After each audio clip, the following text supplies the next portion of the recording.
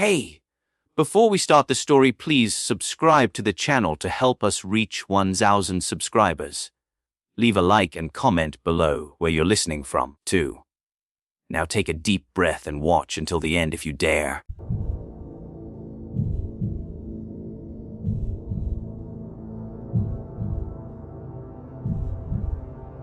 I've been a forensic pathologist for 15 years.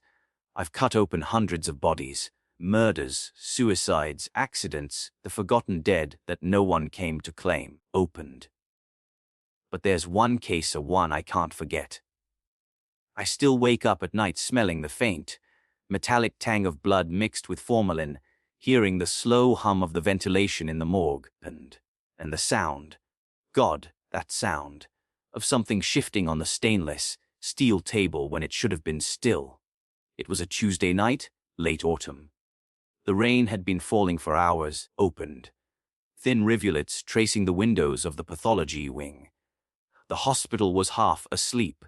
Only the low buzzes of fluorescent lights and the quiet shuffle of nurses echoed through the corridor, opened. I was preparing to leave when the intercom crackled. Dr. Malik, you're needed in Autopsy Bay 3. Incoming body from the psychiatric ward. Case priority urgent. Psych ward, opened. That word always made me pause. Bodies from there often came with stories, the kind no file could truly explain. I sighed, set down my coffee, and walked toward Bay 3, opened. The hallways smelled faintly of disinfectant and old paper. I could hear the gurney wheels before I saw them. Squeaking, uneven, carrying a black zipped body bag, opened. The orderly avoided eye contact as he handed me the form, male 28, name Aram Qureshi, found unresponsive in an isolation cell, declared dead at 18 Susan 42. 'Cause I asked? He shrugged, opened, no visible trauma. He'd been hearing voices, they said. Screamed for hours before collapsing. No medication overdose, no ligature marks. Opened. Just dropped. My pen hovered over the form. Any family? None listed. When he left, the morgue felt too quiet. Just me, the hum of the refrigeration units, and the body bag, opened. I unzipped it. The man's eyes were half open, glazed with the faintest shimmer of moisture. His expression wasn't one of pain, but of terror, opened. The kind you only see in soldiers or accident victims seconds before death. I checked the pupils, fixed, dilated. No signs of petechial hemorrhage, no bruising around the neck, no cyanosis, opened. Skin pale, cool. But there was something strange, a faint, almost imperceptible mark on his chest. A circle etched just above the sternum. Looked like a burn, small, perfectly round, opened, with edges too clean for an accident. I took a photo, logged it. 'Cause of death, undetermined. Proceeding with a full post. I set up my tools, scalpel, forceps, saw, opened. The rhythmic preparation always calmed me, the sacred ritual of dissection revealing truth from silence. When I made the Y incision, I noticed it immediately. The skin lifted easily, but the muscle tissue beneath, it looked wrong. Not decomposed, not bruised. Discolored. A faint grayish hue spreading across the chest cavity, like something had drained the color from him. Heart opened. Normal size, no rupture, lungs clear, liver normal, brain still intact. But when I sliced open the chest cavity, the lights flickered. Just once. A quick flash, a low hum, opened. The hum wasn't from the lights, it came from the wall behind me. A deep, low vibration like a tuning fork pressed against metal. Then it stopped. I stood there, hand frozen mid-air, listening, and nothing but the faint dripping of fluid into the autopsy drain. I shook it off. Probably just the generator kicking in. But when I leaned back over the table, I saw it, and the circular burn on his chest, it was darker, like the flesh had deepened in color. That wasn't possible. I stepped back, heart racing. I looked at his face. The eyes were closed now, and I hadn't closed them. The next morning, I reviewed the night's autopsy footage. Every procedure in Bay 3 is recorded, hospital policy. But when I opened the file, the footage froze exactly 7 minutes and 19 seconds in. The rest was static. The timestamp continued to roll, but no video. When I checked the system log, the message read, data corruption due to interference. Interference. That word sent a chill down my spine. I went to the pathology archive to check Arham's medical file. It was thin, just 3 pages, opened. Patient admitted for auditory hallucinations and violent night terrors. Reported. Seeing people walking through walls. Claimed one of them had no face. He'd been sedated 3 times. Opened. No previous history of drug use or neurological disorder. Final note by attending psychiatrist. The patient claims something inside him is not human. That line stayed with me. Opened. When I checked the ward's surveillance footage, the last image before his death showed him standing perfectly still in his cell. Then, as if in slow motion, his head tilted upward. Opened. Eyes fixed on the ceiling, mouth moving. No sound, then collapse. The timestamp 1841:59, declared dead 1 minute later. I should have ended it there. Opened. Filed the report as cardiac arrest of unknown cause. But I couldn't. Something about the case felt unfinished. That night, I returned to the morgue. Alone. Opened. The lights in Bay 3 were dimmer than usual. The room smelled faintly of bleach and something else, something metallic and faintly burnt. The body was still there, sealed in refrigeration unit 7. I pulled the drawer out slowly. Frost glimmered around the edges. As the cold vapor lifted, I saw his chest again. The circular burn had spread. It now formed faint branching lines, like veins, spidering outward across his ribs. I reached for my camera, but before I could click, I heard it. A whisper, faint, coming from the inside of the drawer. Just one word. My name.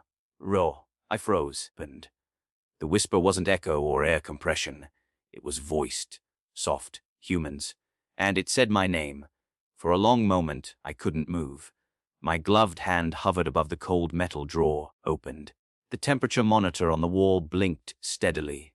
2 green dots, rhythmic and calm, oblivious to the terror pulsing through me. Finally, I stepped back, throat tight. You're tired, I whispered to myself. Sleep deprivation, auditory hallucination, common in overworked clinicians. But deep down, something in me knew that wasn't true. Opened. The morgue had a sound to it, a silence that was thick, heavy. It never carried echoes. So when I heard the faint click of metal behind me, I turned sharply. All the drawers were shut, except one. Opened. Unit 6, the drawer right below Arham's. It was open an inch. I grabbed a flashlight. My breath fogged in the air. Slowly, I leaned down and peered inside. Empty. Just the faint smell of antiseptic. Opened. When I stood again, the overhead light flickered once more, and in that flash, I saw something move across the reflection on the steel door. A shape. Tornaro. Standing behind me, I spun around, and nothing. My heart was hammered. I ripped off my gloves and stumbled out of Bay 3. I didn't stop until I reached the corridor outside, where the motion sensor lights blinked one by one. Opened. The next morning, I told myself I was done. I would write the report, file the cause as unexplained cardiac failure, and close the case. But when I arrived at my desk, opened, there was an envelope waiting for me.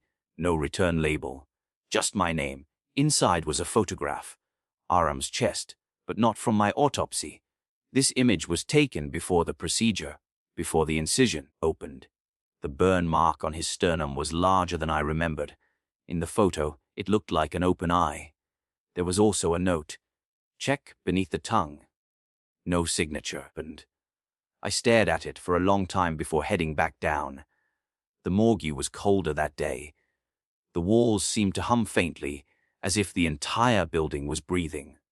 I unzipped the body bag again. Opened. His expression was still the same, eyes closed now, peaceful, almost serene. I used the retractor to lift his jaw. There was nothing unusual, just a pale, rigid tongue and clean palate. Opened. But when I pressed gently against the base of the mouth, I felt resistance. Something was there. I took a scalpel and made a careful incision under the tongue, and the tissue parted slightly, and something small and hard rolled out. A glass bead. No, not glass. A sphere. clear, but pulsing faintly like something alive. I held it up under the light, opened. There was movement inside. A flicker, almost like a shadow twisting in water. My fingers trembled. I set it on the tray and took a step back, and then his mouth moved. Not a spasm, a movement, opened. The lips parted slightly and air hissed out, dry like a sigh. You shouldn't have. I stumbled backward, knocking the tray over, opened.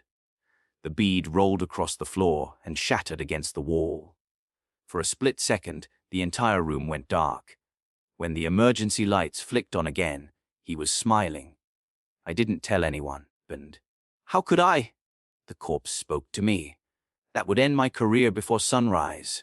Instead, I filed the report with partial data, opened, claiming the brain tissue had shown electrical irregularities. During dissection, a vague enough term to stall the review board. But the next day, I noticed something strange, and the morgue cameras had captured movement at 03:11 a.m., the same time I'd been there the previous night. In the footage, Bay 3's door opens by itself, then closes, no one inside, and at 03:15, opened. Arm's drawer slides open an inch. The timestamp froze there. That same night, I received an internal message from IT support. Dr. Malik, opened. Your workstation logged 47 access attempts between 3 to 4 a.m. Source pathology, Morgue 3. Someone or something was trying to access my system. I spent hours combing through hospital archives and searching for any prior cases with similar markings: circular burns, unexplained cardiac arrest, auditory hallucinations.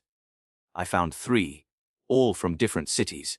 Different hospitals, opened. All pathologists had reported equipment malfunction during autopsy, and all 3 were dead within 6 months.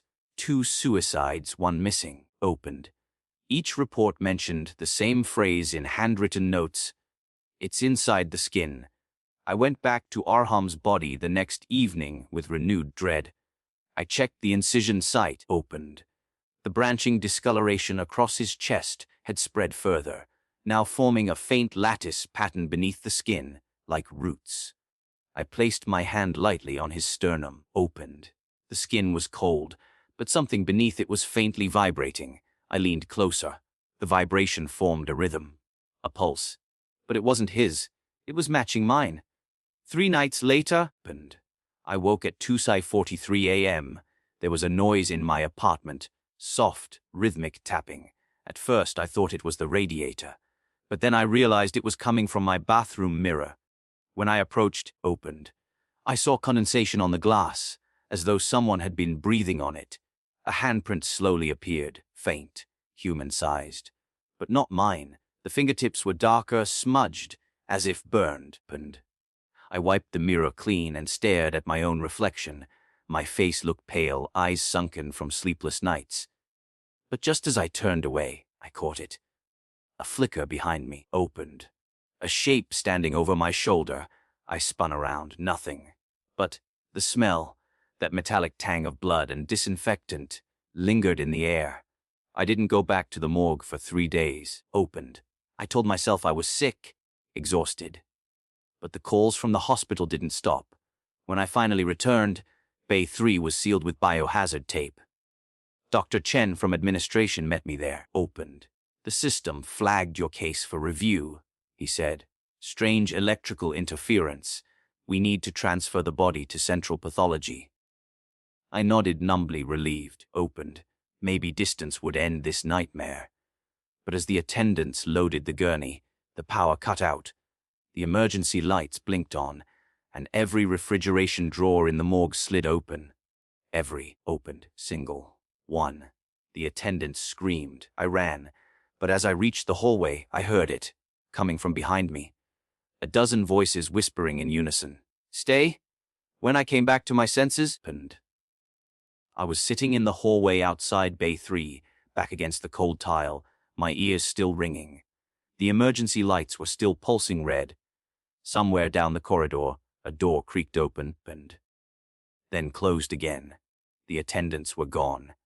I stood shakily, heart pounding, and looked through the morgue window.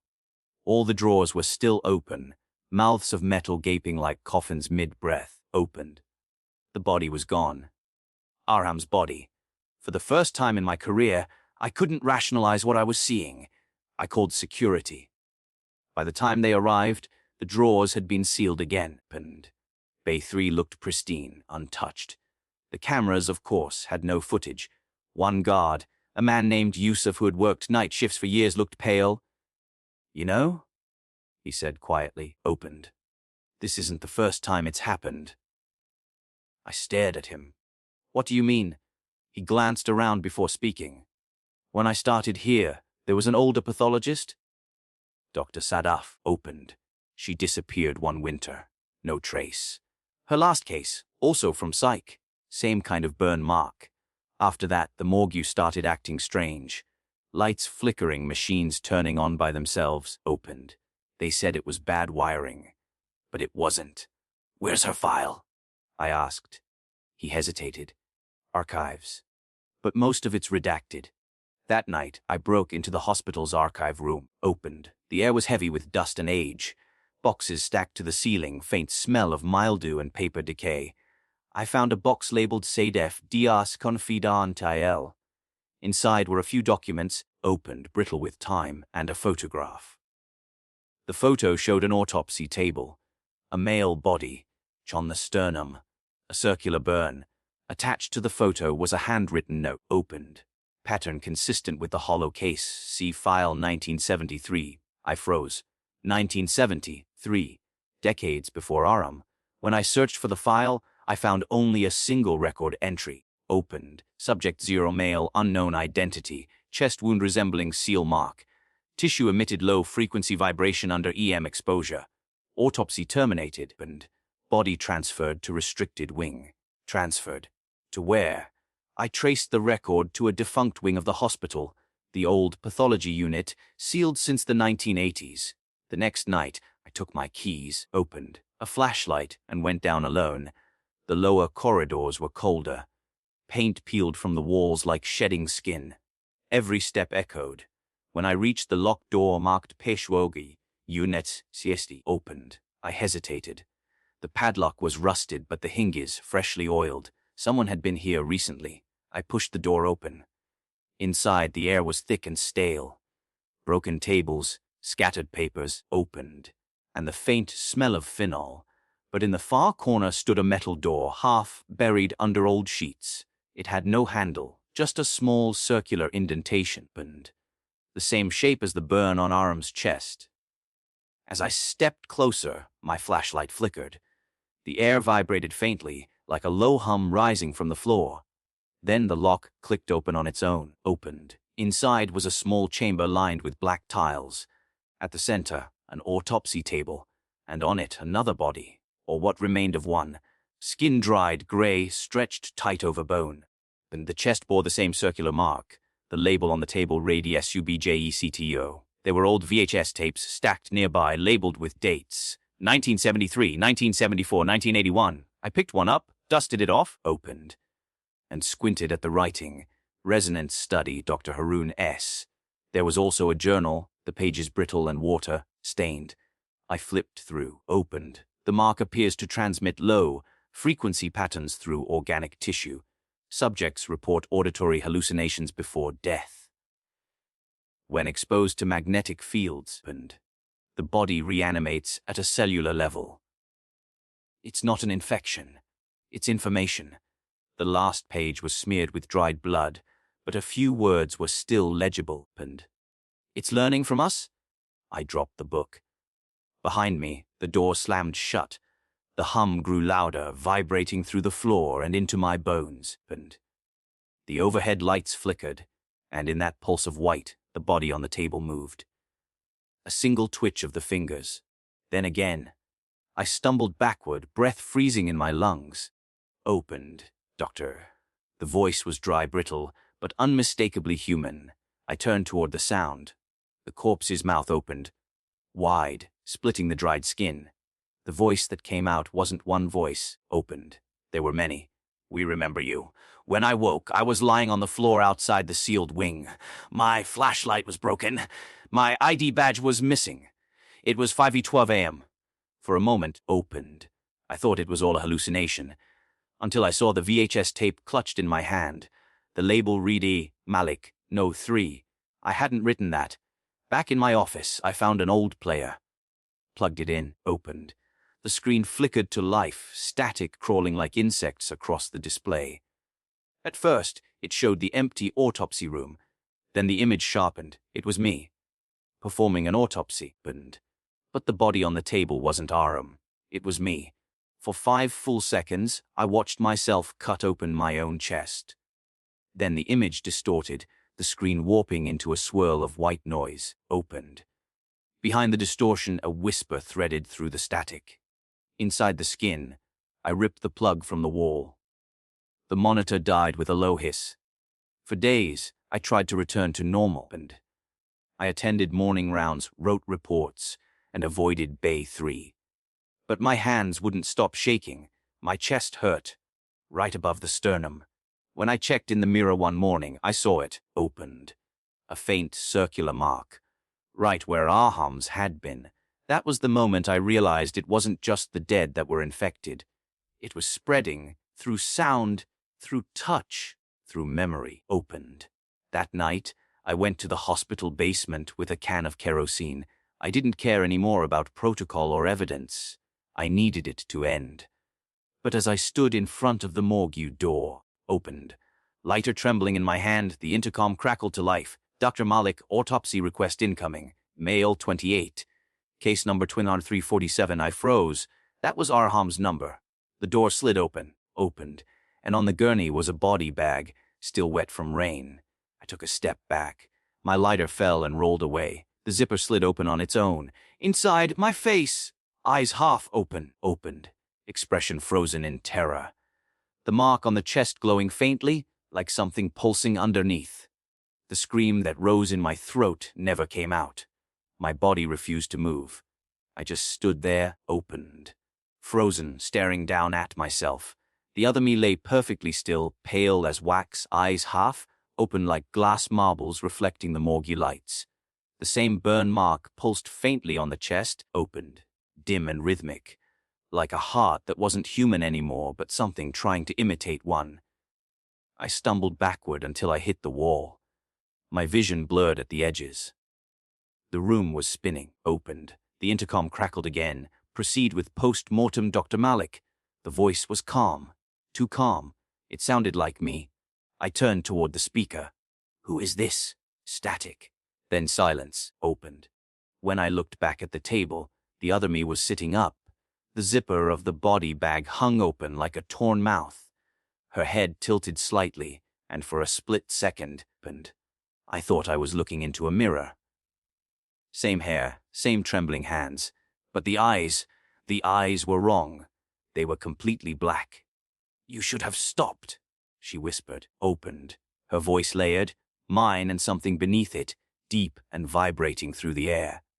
I shook my head violently. You're not real? You're not.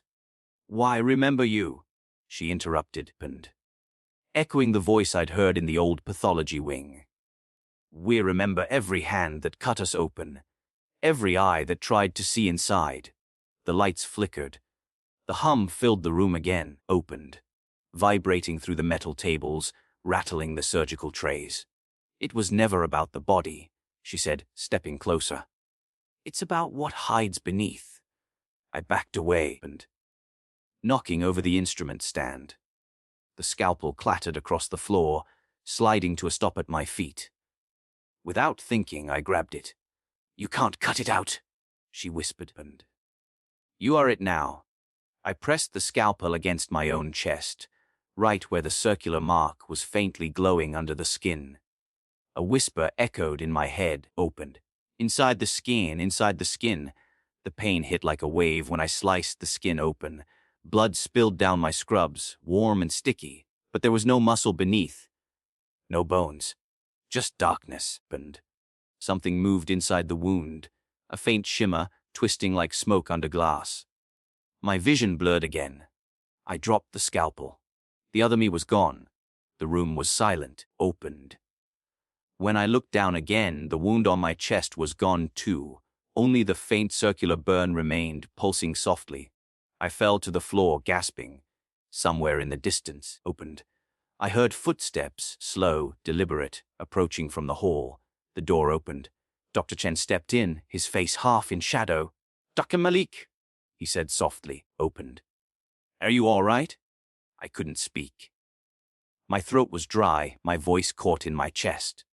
He stepped closer, frowning at the floor. "You've been down here for hours. There's nothing here." Opened. "Bay 3's been empty since last week." I blinked, confused. "What do you mean? The body?" "Aram." "It's right." He looked around, puzzled. "Aram Qureshi." Opened. "That case was closed and transferred days ago." "You signed the release yourself." He held up a clipboard. My signature was there. My handwriting. I don't remember writing it. Opened. "It's been 3 weeks since that night. The hospital placed me on administrative leave for psychological exhaustion. I spend most of my time at home now, blinds closed." Opened. The house quiet except for the sound of the refrigerator and the faint hum of the streetlights outside. But sometimes, when it's completely silent, I can still hear it. That low vibration. Opened. Like something humming under the floorboards. I've started recording the sounds. At first to prove to myself I wasn't losing my mind. But every time I play the audio back, and there's always something else in it. A faint whisper buried deep in the static. My name. 2 nights ago, I woke up to find a circular burn forming again on my chest. Darker this time, and I pressed my stethoscope to it out of instinct. There was a pulse, not mine. It beat slower, heavier, as if echoing from somewhere deep below the skin. Yesterday, a package arrived at my doorstep. Open, no return address. Inside was a VHS tape.